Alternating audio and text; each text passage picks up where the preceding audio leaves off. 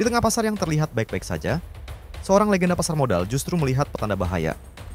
Ini nih air bah di banking ini Mai, kita takut tenggelam, jadi kita kabur duluan. Tapi karena takut masuk penjara, karena equity bisa rugi pun nggak bisa. Things yang force majeure, lo harus dimaafkan dong. Jangan sampai force majeure lo masuk baju oranye.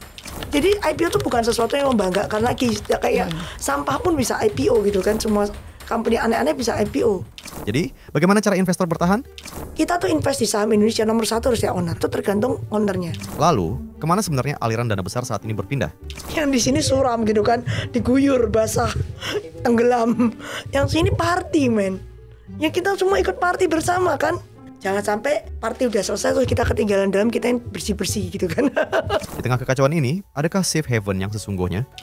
Semua tuh drive-nya dari central bank, global central bank, bukan kita ya. Jadi selain Archie, Ci, ada nggak? Oke, yang sudah ngetop kan BRMS ini udah mau masuk MSCI. Now, I think 5,000 is possible anyway. Jadi, bagaimana strategi lengkapnya? Mana yang pesta, mana yang jebakan?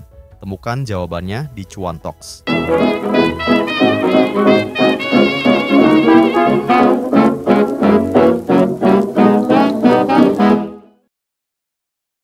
Halo teman-teman investor ajaib semuanya, kembali lagi di Cuan Talks ya dari Ajaib Sekuritas. Hari ini kita kedatangan praktisi pasar modal yang mungkin teman-teman udah tahu ya, udah kenal juga gitu kan ya.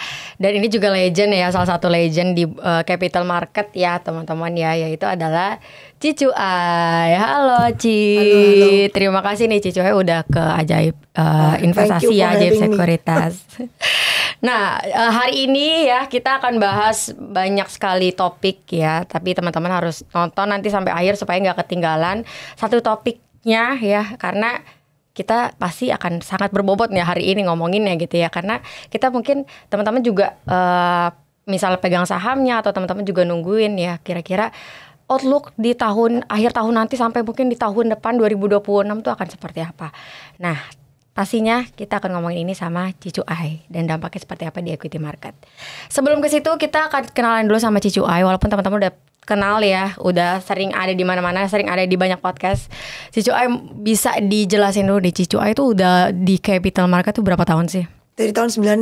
Berarti berapa nih? 20 tahun. 26 ditambah 4. 25 tambah 4. 28 lah ya. 29 tahun ya, hampir 30 tahun ya Ci ya. Nah, sekarang kita lagi ngomongin yang memang lagi booming juga ya Ci ya. Ini semua orang pada ngomongin komoditi ini ya. Tidak bukan adalah emas. Saat ini harganya tuh per kita syuting hari ini ya, itu di tanggal 14 Oktober tuh harganya di 4.100 ya. Udah 4.100 US dollar per troy ounce. Jadi wow banget gitu ya Ci. Speechless sebenarnya ya. Lo tahu harga gold yang beneran itu lebih tinggi lagi? Di mana tuh Ci? Di market. Jadi harganya misalnya harga Antam misalnya ya 285 juta. Lo mau cari fisik nih, sekarang lo mesti bayar premium. Premium bisa sampai 300 sampai 310 juta. Jadi harga Antamnya sekian, tapi karena barangnya tuh rebutan, lo mungkin harus bayar fisiknya, mungkin lo terima yang 310. Soalnya kemarin aku cari juga gitu, misalnya harga 285 gitu. Di market udah nggak ada 285 kalau mau fisik ya. Itu pokoknya bisa kayak 300, 305 gitu. Jadi lebih premium ya Ci ya? Lebih premium kalau mau fisik. Gila marketnya, barangnya udah nggak ada semua. Kekurangan barang. Kekurangan fisiknya ya, in fisik gitu ya teman-temannya goldnya. Nah kira-kira apa sih Ci yang membuat harga emas tuh bisa 4.000 gitu ya? Semua tuh drive-nya dari central bank, global central bank, bukan kita ya. Central banknya China, central banknya Rusia, maybe India. Pokoknya semua central bank itu lagi pada dumping USDT ya, bond US Treasury. Lagi dumping US Treasury-nya. Jadi mereka convert, diversify into gold. Jadi ini demand-nya tuh demand basically orang simply don't want to have a US Treasury aja. Jadi kan ada pertanyaan, semua yang tanya tuh kayak Ci sampai berapa harganya? Menurutku nggak ngerti. Soalnya sekarang tuh China masih punya kayak 700. Tadi gua Google, China tuh masih punya 700 billion lebih USD Treasury. Nah kalau itu di-convert aja, gue sih jujur nggak ngerti gold ke berapa ya. Goldman Sachs baru naikin ke 4.900. 4.900 kan nanggung, lagi 5.000. Nanggung Soalnya ya, dulu dia 5.000. naiknya kan 3.000 lewat. 3.500. 35 udah lewat nih. 4.000 lewat. Terus pertama dia basa-basi naikin 43. Barusan minggu lalu diganti ke apa? Nih barusan diganti tanggal Oktober ini kok dia ganti ke 4.900. Gue bilang aduh nanggung amat, sekalian aja 5.000 gitu kan. Nih dia baru naikin Oktober 7. Berarti baru minggu lalu. Dia bilang 4.900. Terus sekarang udah 4.000 ya. Kemarin belum sampai tuh 41 kata lu. 4.000. Iya 41. Jadi ya mau seberapa we don't know because the central bank kan beyond our control kan. And then Julai kemarin kan udah ganti yang Basel III udah bisa terima gold as a reserve. Jadi kan waktu itu gue udah ngomong, ini kalau Basel III diganti gold jadi reserve, gold semua central bank itu bisa liar, nggak cuma Cina toh, even Goldman Sachs bisa beli gold juga karena udah nggak usah kasih provision buat gold. Jadi dianggap 100% as a bank reserve. Itu goldnya pasti gila, pasti break 4.000 ya, itu break. Itu bulan Juli itu. Gue ngomong ini bulan Mei. Karena gue tahu Juli mau ganti kan, Mei akhir. Jadi Cicu Ait. Jadi kalau tanya gue nggak ngerti. Selama China masih beli, now I think 5,000 is possible anyway. Goldman dan 49, gue tambahin cepet deh. 5.000 tuh dari Cicu dia Ait ya. bilang 4.900 2026 loh. Berarti next year loh. Iya next year.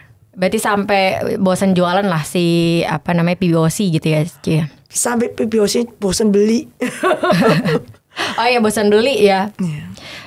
Apa namanya? Maksudnya bosan jualan US Treasury sampai Ya, dia bosan beli. China tuh masih surplus masalahnya kan, dia dagang masih surplus. Jadi masih terima US dollar kan. Dia masih terima US dollar, dia nggak boleh beli Bitcoin. Dia kan larang warga negaranya beli Bitcoin karena Bitcoin kan juga sama aja lu beli US. Jadi dia larang kripto nih di Cina. Terus ya terpaksa belinya apa? Gold. Dia beli gold jadinya. Yang sama dia dagangnya surplusnya kayak ringkal setan. Gue surplus, gue terima dolar. Gue gak mau pegang dolar. Gue beliin gold lagi. Gue dagang surplus pegang dolar. Gue mau pegang dolar, beliin gold lagi. Lah goldnya bisa tak terhingga. Gue juga gak tahu jadi berapa. Oke. Jadi kalau misal tarif yang kemarin Ci kan baru dinaikin lagi tuh, itu dampak nggak buat apa namanya surplus Cina ke sana makin turun? Cina tuh surplus gak cuma sama Amerika loh, ke Indonesia yang surplus loh. Jadi ke negara juga surplus. Jadi doesn't matter selama dia terima dolar, dolarnya pasti dibuang. Dan Cina nih aneh, gue mau kirim duit ke anak gue sekolah di Cina nih, gue mau transfer yuan, gue beli yuan di Bank of China, kagak bisa transfer ke rekening anak gue. Jadi anak gue, karena anak gue tuh international student, sekolah Cina, punya rekening yuan tapi tidak bisa menerima yuan, bisa menerima US dollar. Ya kan, gue mesti transfer ke sana US dollar, dia baru bisa terima. Ya kan sama aja dolar masuk lagi ke Cina, udah masuk ke Cina buang lagi ke gold. Lah, mau kapan goldnya? Jadi yang punya gold hold lah gold, jangan sekali-sekali trading, just hold, karena kita nggak tahu keberapa. Kecuali lu jago teknikal yang mau ambil begini-begini ya. Kalau gue sih udah pusing amat beli diem. Jadi take a note ya teman-teman, dia tadi masih relate. Sebelum lanjut nonton videonya, jangan lupa download Ajaib Investasi, saham, aset kripto, saham AS, biar kamu bisa pantau market dan cuan terus tiap hari. Harga goldnya ya, Cicu Ai tadi bisa nambahin 100 dari prediksi Goldman Sachs. Udah nekat ke 5.000 ya. Udah nanggung banget 49. Iya. Coaching aja sekalian. Mungkin yang ditunggu-tunggu sama teman-teman investor tuh sama apa sih Ci yang lagi murah? Karena kan orang-orang mikirnya kayak, wah ini udah pada all time, udah pada tinggi semua. Bener, tapi masalahnya kan harus di value tuh kadang bukan yang digali kan, yang di value itu harus reserve-nya nih. Dan angka reserve-nya kan geser terus, goldnya naik, otomatis valuable kan. Kalau yang murah, yang fundamental ini mungkin Archie kali ya. Archie kata kemarin sih, ya itu makanya placementnya laku. Yang beli kan fund. Kalau fund yang beli biasanya berfundamental. Oke. Jadi selain Archie Ci, ada nggak? Oke, yang sudah ngetop kan BRMS ini udah mau masuk MSCI. 1.000 kan sekarang. Ini pasti masuk deh. MSCI dia pasti masuk. Terus Archie ini mungkin kalau BRMS ya udah orang gue rasa udah bosan kali ya. Udah dari harga berapa ke sana? Dari 100 kayaknya. Waktu itu beli berapa ya gue lupa. Cepet loh. Iya kan 2 tahun lalu Ci kayak itu masih cepet. Makanya. Jadi udah gila-gilaan lah. Archie kan baru mulai nih. Terus BRMS kemarin udah masuk ke gold index. Archie kata nextnya nih Archie yang mau masuk gold index. Jadi mungkin kalau lihat dari segi fundamental and segi potensial ada flow, mungkin Archie ini boleh lah. Terus kayak yang Dewa itu kecipratan, karena Dewa itu ada tambang gold di Aceh tapi dia belum dieksplor gitu. Tapi reserve-nya lumayan. Cuan itu kemarin naik gila karena Cuan tuh punya gold di dalamnya. Ada di prospektus. Dan dia mungkin bakal ada akuisisi gold lagi gede. Atau udah deal tapi belum dimasukin, gue gak ngerti. Pokoknya bakal ada gold di Cuan. UT itu ada Martambe, itu gold juga. Ini saham-saham gold kita nih. Apalagi yang gue ketinggalan. Aman ada gold. Ya itu, makanya naik gila-gila kan. Oh, Antam. Sampai lupa. Tapi Antam tuh productionnya kecil. Yang banyak kan tradingnya. Iya, trading. Iya. Jadi kalau Cicuai sendiri tadi dari banyaknya itu yang paling conviction At this moment yang gue suka tuh Archie, Dewa, Cuan. Karena BRMS-nya udah naik ya. Bukan gue gak suka BRMS ya. Tapi menurut gue ya udah, gue DTP ya udah lah ya. Kalau misalnya emas sih itu kan baru IPO ya. Dan kalau kita lihat emas ini kan di prospektusnya mention bahwa dia punya reserve yang besar gede, gitu kan. Itu bagus loh tambangnya. Makanya itu sampai lupa tuh baru IPO itu emas juga oke. Makanya lagi seru nih yang gold tadi karena goldnya geser terus. Kalau misalnya emiten batubara yang ada story ke gold itu kira-kira menarik juga nggak Ci? Kan banyak sekarang demam gold ya apa aja tuh kalau dia bilangnya saya punya tambang gold naik tuh sahamnya. Percentage wise kan, kalau masih banyak batu baranya yang ngapain, yang gold beneran banyak, ya kan maksudnya yang gold lain yang bener-bener ada goldnya banyak kok, beli yang ada goldnya dulu lah, baru beli yang apa diversifikasi ya. Yang batu bara. Nah gold itu kalau Cicuai sendiri berapa percentage di porto Cicuai yang isinya gold? Saham gold ya? Iya saham gold. Kalau gold fisiknya belum sebanyak itu kan, baru kumpulinnya kan baru kayak 2 tahun terakhir, 3 tahun terakhir, jadi pasti as percentage of total porto masih sedikit lah yang fisik ya. Kalau saham gold mungkin hampir 30%. 30%, wah lumayan tuh Ci. Hampir 30. Soalnya cash sekarang 30. Oh, berarti di portofolio saham ya. Iya. Cash sekitar 30, goldnya separuh. Iya berarti separuh lebih, separuh lebih dong. Sekeliling yang separuhnya lagi ya Ci ya. Jadi 30% di lebih kalau dari yang di invested berarti 50% lebih di gold ya jatuhnya. Enggak dong, kan yang personal yang itu masih, yang ban masih dikit lah. Oh. Baru susah dapat barang. Iya. Tadinya tuh gue mau disiplin setiap bulan gue beli satu gitu kan. Ini kan bulan terakhir ini kan WA semua toko yang biasa gue beli gold, trader gold, kagak ada barang. Ada tapi harganya yang gue bilang premium 285 juta, dia jualnya 310, 308, kan gila. Jadi kayak malas beli gitu kan. Ya udahlah, dalam bentuk ya udah beli sahamnya aja. Saham aja. Siapa tahu kebeli.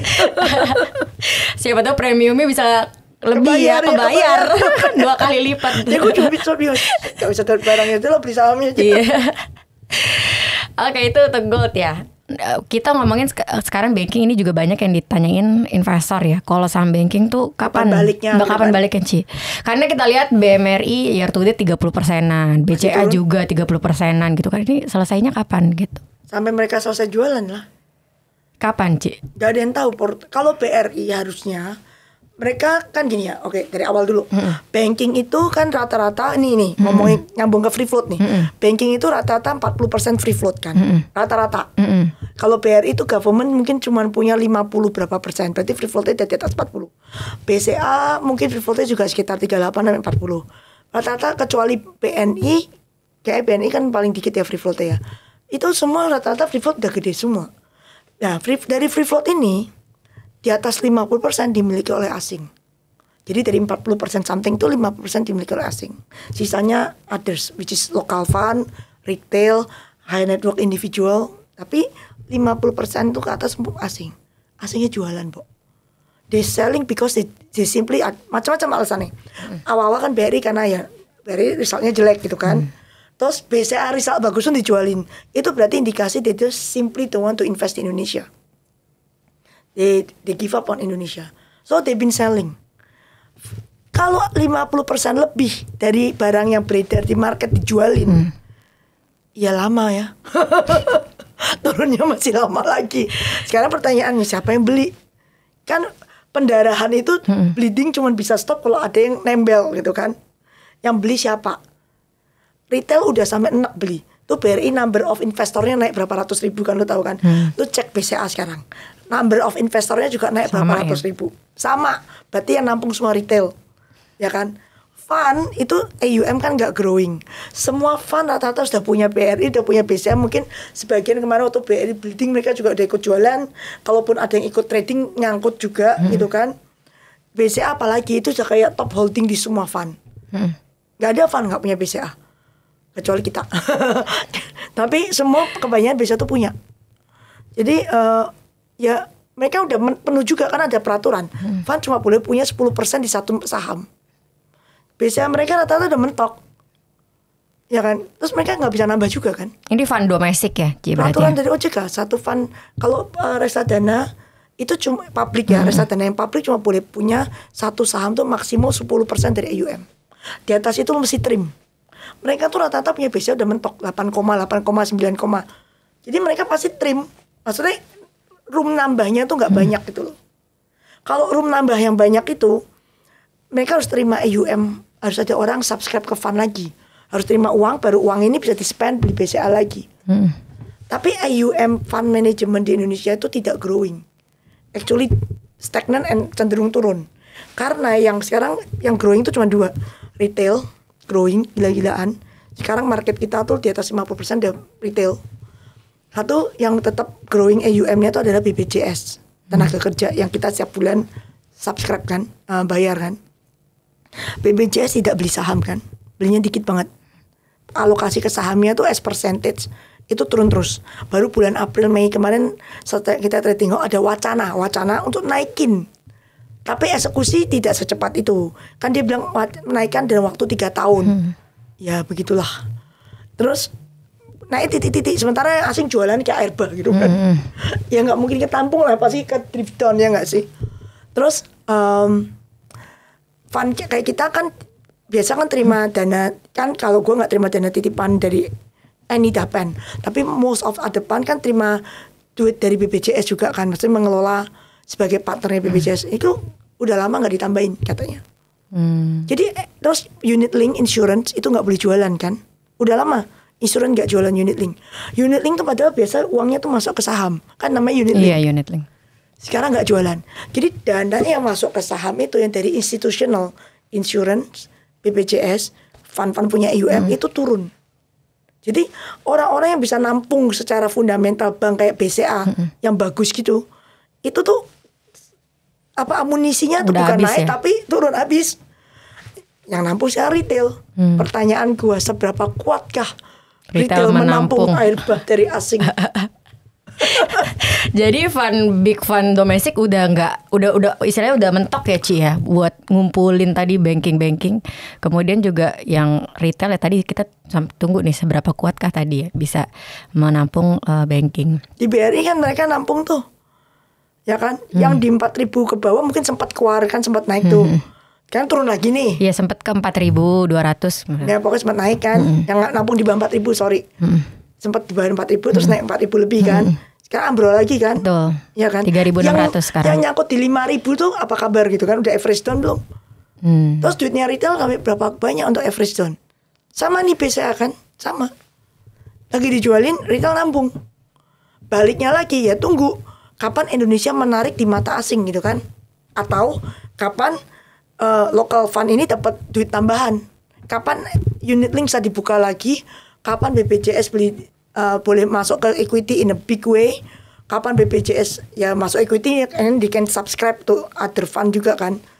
Pokoknya intinya kapan BPJS bisa masuk ke equity dan kapan unit link bisa dibuka lagi jualan. Kalau dua ini kagak jalan, ya duitnya retail, duitnya institusional ya nggak grow.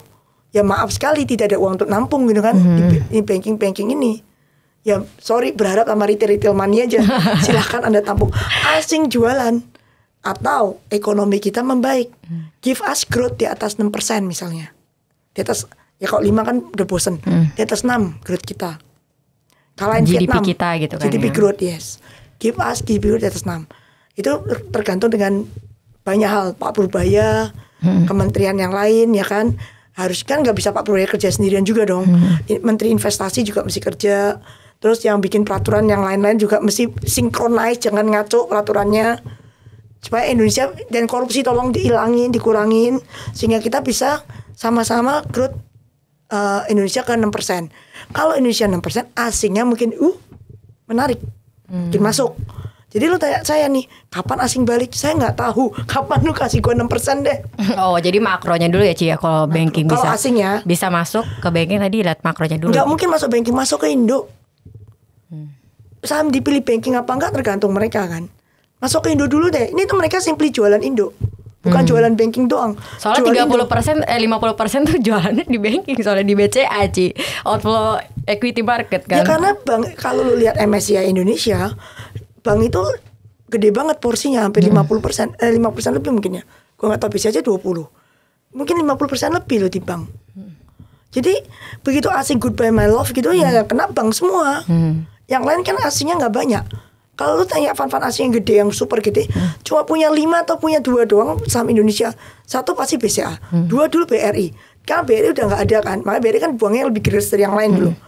BCA sekarang tinggal satu-satunya kalau mereka simply goodbye Indonesia, BCA pun goodbye gitu kan. Mau lu kasih angka bagus kayak apapun, kalau mereka decide goodbye Indonesia, goodbye. Gak peduli mereka. Mereka tuh gak ngeliatin saham satu-satu. They see it as one country first. Baru mereka dari country itu mereka pilih. Tapi kalau country bisa di goodbye, lu punya barang 1 biji cakep juga di goodbye. Ya walaupun bottom line-nya misalnya BCA masih. They don't care. Oh, they don't care ya. They don't care. They just simply Indonesia goodbye, udah. Berarti nunggu stimulus-stimulus ini bisa ke sektor real gitu ya. Menunggu kita bisa GDP-nya balik ke atau break 5 lah, balik ke 6% lah. Ke 6% itu ya. Corruption, judol, number one is corruption actually. And then judol. Oke, jadi banking tahun depan juga masih. Ya tadi tunggu 6% ya kalau kita bisa growth di 6%. Gue gak tahu kapan kita hit 6% sih. Tapi kalau tanya sampai tahun terakhir ini goodbye my love lah banking. Tutup tahun mungkin semakin deres karena mereka mesti bersihin barang kan. Nah iya. Berarti window dressing goodbye ya, window dressingnya ya lokal lawan asing. Fund lokal sama asing ya. Fund lokal pasti enggak. Retail lokal. Oh, retail lokal. Oh, udah cukup ya tadi ya, udah over capacity ya untungnya fund lokal ya. Enggak bisa nambah. Takut juga kita kan. Ngapain kita asing lagi jualan, kita nampung dengan baik hati. Kalau mau ya dia jualan agak bawah, baru kita mikir beli apa enggak.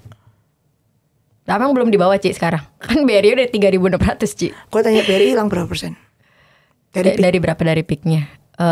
Tahun ini apa tahun lalu Ci? Kalau di tahun lalu harusnya bisa 60% ada. 50% lebih lah. Nah, biasanya baru turun berapa persen dari peak? Kalau year to date tadi 30%, BMRI yang juga year to date 30%. Yang punya lebih banyak dari BRI loh. Asing yang punya bisa lebih banyak dari BRI. Gue bukan nakut-nakuti, gue juga gak tahu turun berapa. Tapi gue lihat setiap hari masih jualan. Jadi actually gue juga gak tahu bottomnya di mana. Jadi window dressing gak ke banking Ci tahun ini? Punya gak energi untuk window dressing? Punya gak dana untuk window dressing? Fund sih pasti gak punya.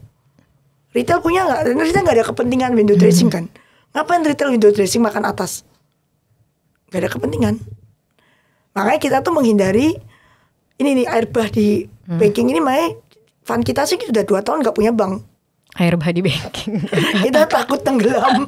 Jadi kita kabur dulu. Takut ada tsunami ya. Takut kena tsunami. Kan kita fund kecil kan, jadi kita takut aja. We don't have bank. Nah itu untuk banking. Kalau rupiah kita nih Ci, biasa kan rupiah juga jadi salah satu indikator. Kalau kan? kita karena account defisitnya masih ada, biasa rupiah itu melemah. Itu the rule of thumb. So far masih karena account defisit. Jadi rupiah tuh pasti melemah. Dan kita tuh banyak outflow. Ini aku udah ngomong di banyak banget podcast. Outflow satu kok judol itu paling cialat, tambah corruption. Jadi yang paling penting tuh gimana kita tutup outflow. Oh, crypto juga outflow, gold juga outflow ya kan. Jadi ini semua outflow, kita tuh banyak banget outflow. Inflow-nya tuh dikit banget. Kalau kita inflow-nya banyak kan kita gak mungkin. Dulu inflow-nya dari bond pun sekarang outflow. Equity sudah outflow. Jadi kemungkinan rupiah ya melemah.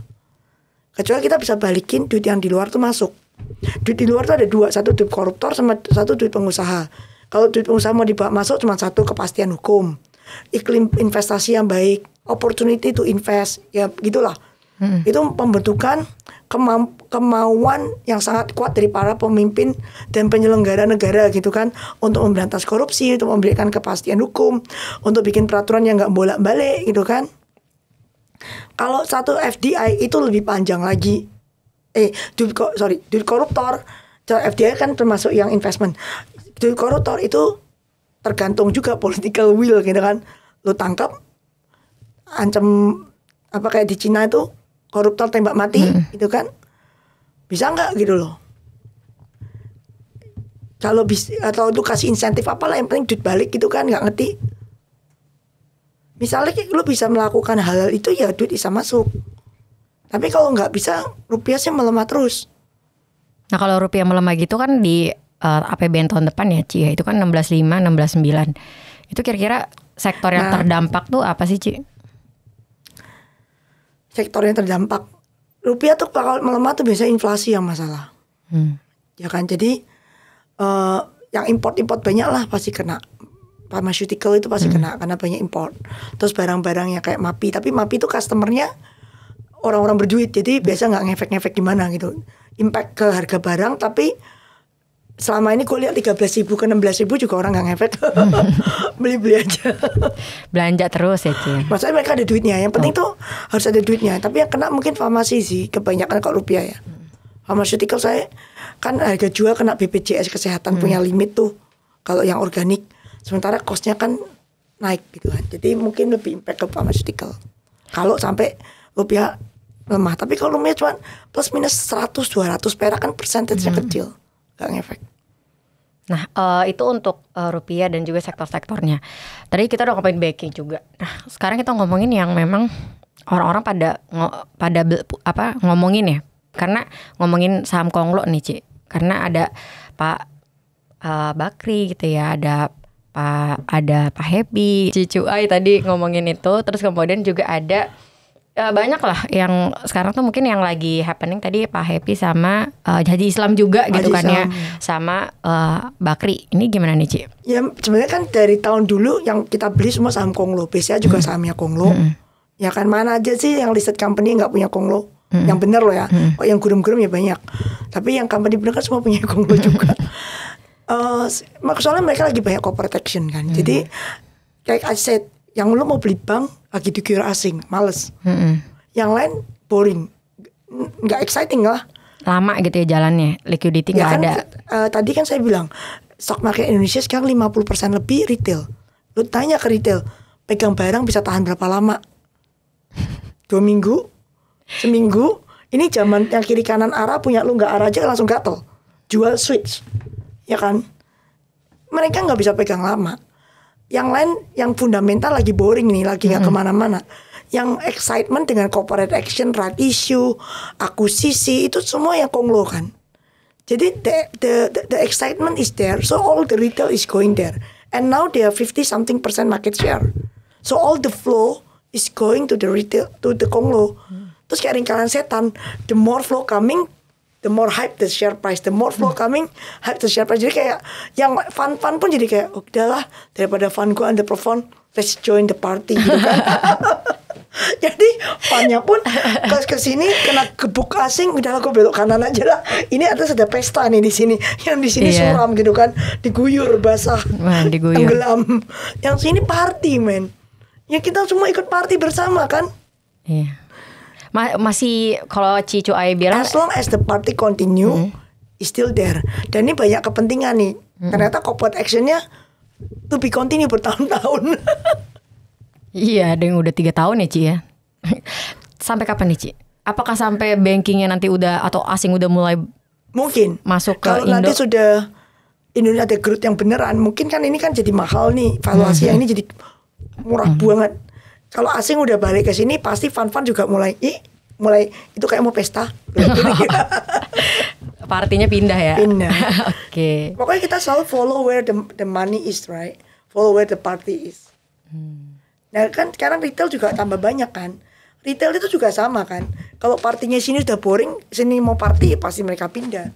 It's always a cycle kok. Gak usah takut, semua pasti cycle. Tinggal kita nggak tahu setiap cycle timingnya berapa lama, we don't know.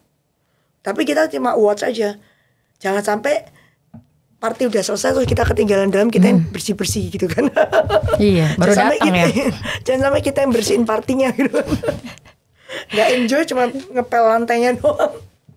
Berarti kalau menurut Cucu Ai masih ada sampai akhir tahun masih ini ya konglo-konglo ini. Tahun ya? ini sih masih mereka sih. Soalnya pipeline-nya kan banyak tuh. Akuisisi, red issue. Everyday dari berita baru kan. Jadi kayak tahun ini, sementara sebelah sini beritanya cuma satu asing keluar. Kalau nggak naikin rating biasanya. Nggak ada lagi, biasanya asing keluar gitu kan. Net sell. Yang di sini, corporate action, beli ini, beli itu, beli ini. Jadi masih, kalau sekarang partinya masih ada nggak, Ci? Masih banyak. Oh masih ya, berarti masih bisa loh, Ci. Masih bisa Masih pesta. bisa ya, Ci. Masih bisa ikut party ya. Masih bisa party ya, Ci ya di Masih, situ ya. masih. Oke. Sampai akhir tahun, Ci, minimal I think ya. sampai akhir tahun ini kan tinggal 2 bulan ya. I think sampai akhir tahun, dan mereka pipeline-nya kan udah ada. Tahun depan ya let's see dulu ya. Kayak sekarang kan kita baru punya minister yang baru juga. Gebrakan-gebrakan dia ya nggak mungkin lah lo kelihatan dalam waktu segitu kan. Kan sampai akhir tahun baru kita tahu. Jadi ya sementara nunggu gebrakan dia, ya udahlah pesta dulu yang di sini lah. Kalau menurut Cucu Ai yang partinya udah, yang lagi di peaknya tuh apa sih, Ci? Atau yang masih baru pada jalan ke partinya nih? Ada nggak? Yang lagi going strong yang heboh banget partinya Haji Sam kan. Iya. Udah ngalahin Pak PP semua returnnya. Oke. By far. Pegun lah. Apa Jar, lihat Jar. Iya. Yang kita mungkin nggak terlalu familiar gitu ya. Barang Pak teman-teman PP nggak ada bau-baunya sama barangnya dia sekarang. Nah itu untuk saham Konglo. Jadi partinya masih sampai di akhir tahun. Jangan sampai teman-teman nih nanti ketinggalan partinya gitu kan ya. Dan tinggal bersih-bersihnya doang. Oke deh, thank you nih Cucu Ai udah bahas banyak ya di equity market. Tadi bond market juga dikit ya. Insightful banget hari ini. Jadi kalau mau asbun nanti salam. Thank you nih Cucu Ai udah main ke Ajaib Investasi ya. Tapi tadi teman-teman tetap disclaimer ya, sesuaikan sama resiko teman-teman dan juga sesuaikan sama trading plan dan juga tujuan investasi teman-teman. Sampai jumpa di next episode Cuan Talk selanjutnya. See you. Ajaib semua bisa.